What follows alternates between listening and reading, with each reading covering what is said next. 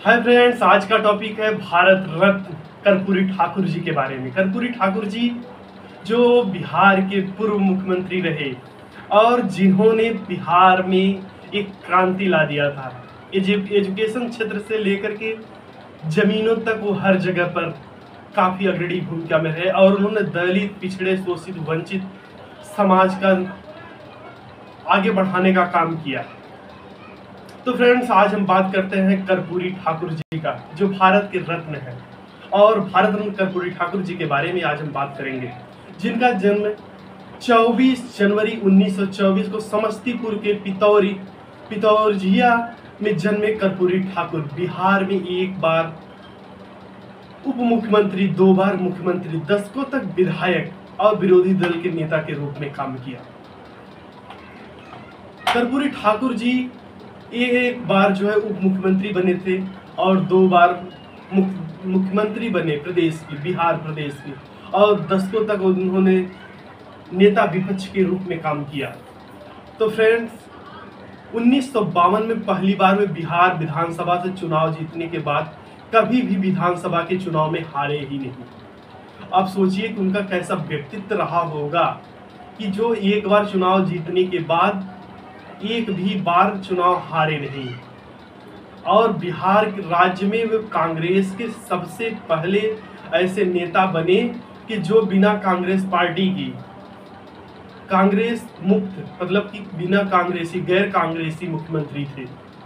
1967 में पहली बार जब उप मुख्यमंत्री बनने पर उन्होंने अंग्रेजी की अनिवार्यता को समाप्त कर दिया और जिससे उनकी आलोचना भी हुई। लोग कहते थे कर्पूरी डिग्री लेके चल रहे हो, लेकिन ऐसा उन्होंने इसलिए किया कि उनके गुरु राम मनोहर लोहिया जी ने कहा था कि अगर आप अंग्रेजी की अनिवार्यता को खत्म कर देंगे तो यहाँ पर बच्चे लोग पढ़ लिख सकेंगे, और नहीं तो अंग्रेजी के कारण यहाँ के लोग पास नहीं हो पाते, इससे उनका जो है जीवन स्तर ऊपर नहीं उठ पाता है। जब उन्होंने उसको खत्म किया, अंग्रेजी की अनिवार्यता को खत्म किया, तो वहाँ के लोग कहने लगे, जो लोग पास होते थे तो बोलते थे कि अरे देखो कि कर्पूरी डिग्री ले रहा है। लेकिन खैर कोई बात नहीं, इससे जो है हकीकत ये था कि उन्होंने आम लोगों तक शिक्षा को पहुंचाया। सबसे बड़ी बात ये होती कि उन्होंने आम लोगों तक शिक्षा को पहुंचाया। देश के पहले मुख्यमंत्री थे कर्पूरी ठाकुर जी, देश के पहले मुख्यमंत्री थे जिन्होंने मैट्रिक तक जिन्होंने शिक्षा को फ्री कर दिया, मुफ्त कर दिया। और 1977 में मुख्यमंत्री बनने के बाद उन्होंने मुंगेरीलाल कमीशन को लागू कर राज्य के नौकरियों में आरक्षण देने की शुरुआत कर दी। जो लोग काबिल थे लेकिन नहीं पहुंच पा रहे थे, या जो लोग दबे थे, शोषित थे, वंचित थे, लाभ नहीं ले पा रहे थे, उनको कर्पूरी ठाकुर जी ने नौकरियों में आरक्षण दे करके उनको उनका अधिकार दिया। राज्य में हिंदी भाषा, कर्पूरी ठाकुर जी ने राज्य में हिंदी भाषा को सभी विभागों में, सभी सरकारी विभागों में अनिवार्य कर दिया कि हर जगह हिंदी में काम होगा। एक माने तो उनकी जो हिंदी से प्रेम था वो भी काफी अच्छा था। गरीब, दलित, शोषित, वंचित की आवाज बनी और पूरे जीवन भर में गरीबों के, दलितों के, शोषितों के, वंचितों के, सबके वो आवाज बनकर रहे। उनके विकास के लिए उन्होंने अपना सब कुछ न्यौछावर कर दिया।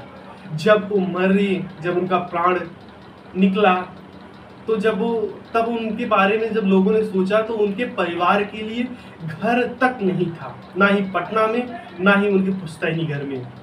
अब सोचिए, जिन्होंने अपने पूरे जीवन में ईमानदारी से काम किया हो, पूरा जीवन ईमानदारी में लगा दिया हो, ऐसे महान व्यक्तित्व जब जहां राजनीति पूरी तरीके से घोटाले, भ्रष्टाचार के आगोश में है, वैसे देश में जब ऐसा नेता भी हो जिसके पास एक फुटी कौड़ी ना हो तो सोचने वाली बात होती है।